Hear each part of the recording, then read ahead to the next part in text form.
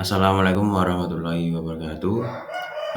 Perkenalkan, nama saya Ridho Cahyati Setiawan, eh, dan NIM saya 810220069. Saya dari program studi pendidikan Jismani Fakultas Keguruan dan Ilmu Pendidikan Universitas Muhammadiyah Surakarta. Di sini saya akan menjelaskan tentang narkoba.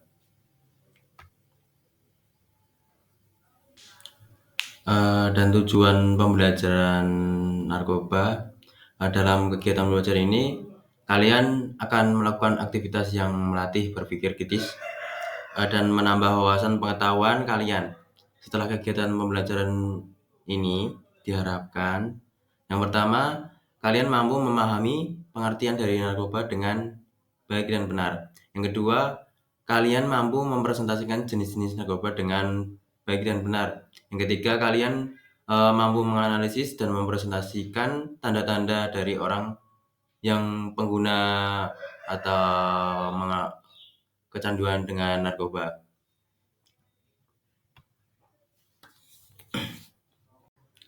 Dan di sini menu materi pembelajaran yang pertama pengertian narkoba, yang kedua jenis-jenis narkoba, yang ketiga tanda-tanda orang pengguna narkoba, yang terakhir yaitu dengan video pembelajaran atau pengetahuan tentang narkoba. Yang pertama dengan pengertian narkoba. Narkoba adalah zat yang jika dimasukkan ke dalam tubuh manusia, baik secara oral, diminum, dihirup, maupun disuntikan, dapat mengubah pikiran, suasana hati, atau perasaan dan perilaku seseorang. Narkoba dapat menimbulkan ketergantungan, adiksi, fisik dan psikologis.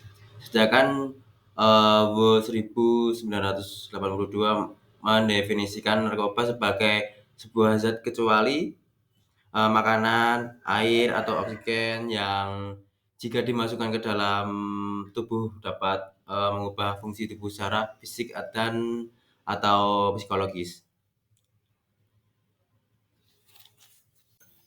Yang selanjutnya yaitu dengan jenis-jenis narkoba. Yang pertama narkotika golongan 1. Untuk iptek, reagensia, diagnostik atau laboratorium mempunyai eh, potensi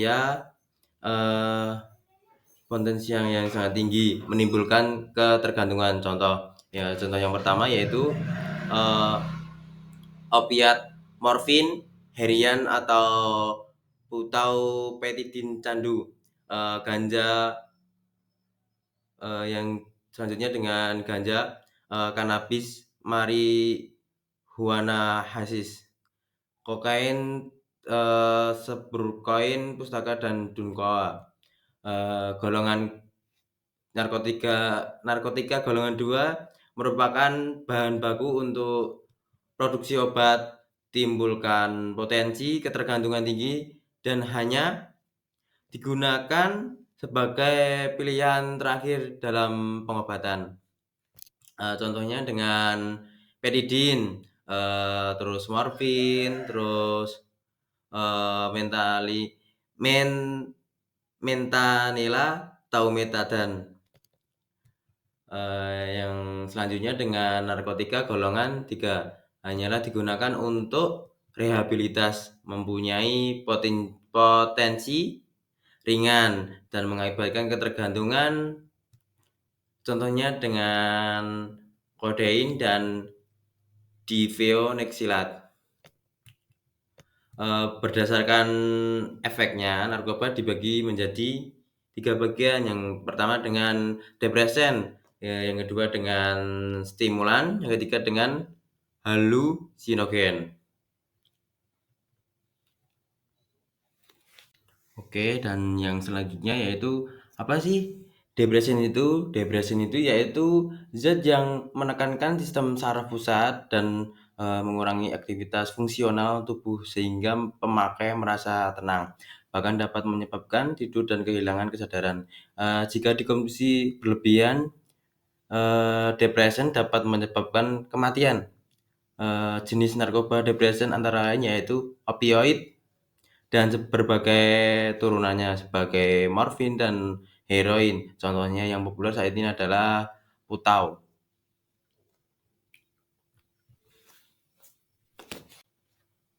Yang selanjutnya yaitu stimulan itu. Stimulan itu yaitu zat yang merangsang fungsi tubuh serta meningkatkan gairah dan kesadaran. Jenis stimulan meliputi kafein, kokain, dan amfetamin. Contoh yang sering digunakan saat ini adalah sabu-sabu dan ekstasi. Dan yang terakhir dengan halusinogen, yaitu zat yang efek utamanya adalah mengubah daya persepsi atau menyebabkan halusinasi. Jenis halusinogen yang paling banyak digunakan untuk marijuana atau ganja. Halusinogen seperti ganja dapat menimbulkan halusinasi sehingga penggunaan tanpa senang berhayal. Namun sekitar 40-60% pengguna justru melaporkan berbagai efek samping yang tidak menyenangkan seperti muntah, sakit kepala, koordinasi yang lambat, tremor, otot terasa lemah, bingung, terus cemas, keinginan untuk bunuh diri, dan efek samping lainnya.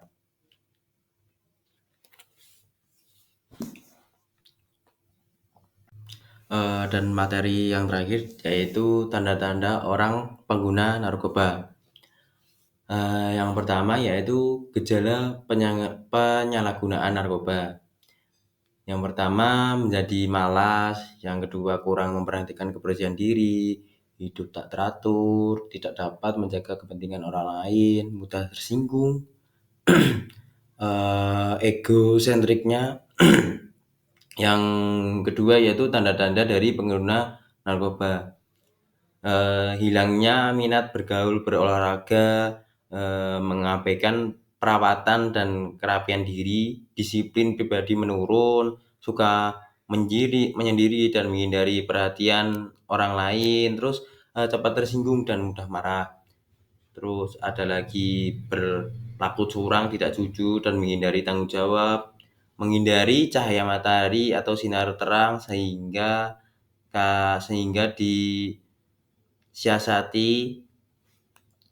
disiasati dengan memakai kacamata hitam dan tidak pada waktunya. Terus menutupi lengan dengan menggunakan kemeja lengan panjang.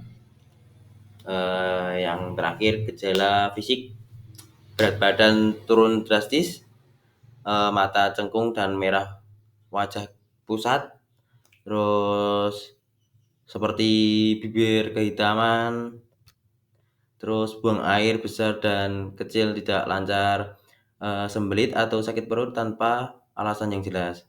Terdapat bintik-bintik merah seperti bekas gigitan nyamuk atau bekas luka sayatan.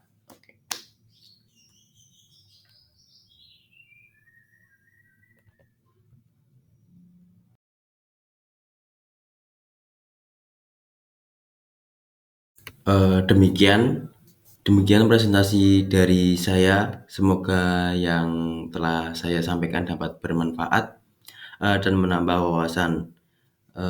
Bila ada salah kata mohon dimaafkan. Sekian dari saya. Assalamualaikum warahmatullahi wabarakatuh.